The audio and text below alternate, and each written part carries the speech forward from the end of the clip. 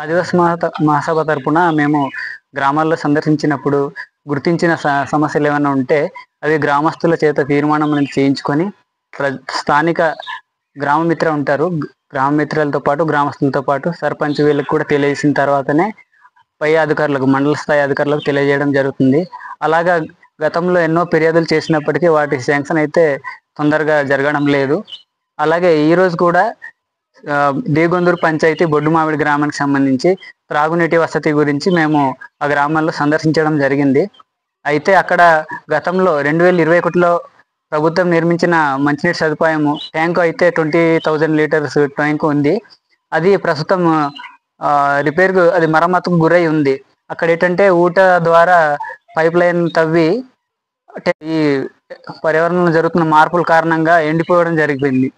ప్రస్తుతము గ్రామానికి దిగువన ఉన్న ఊటగడ్డ నీళ్ళు వాళ్ళు తెచ్చుకుంటున్నారు.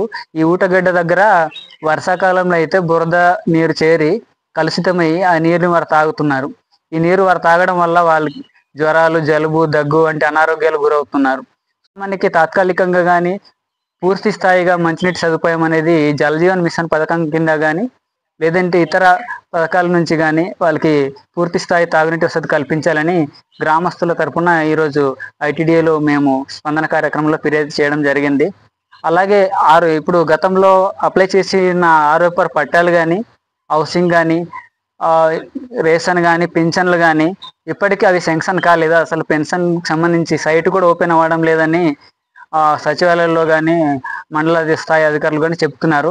కాబట్టి వీళ్ళకి ఏవైతే పెండింగ్లో ఉన్నాయో ఈ పట్టాలు కానీ, రేషన్ కార్డులు కానీ, జాబ్ కార్డులు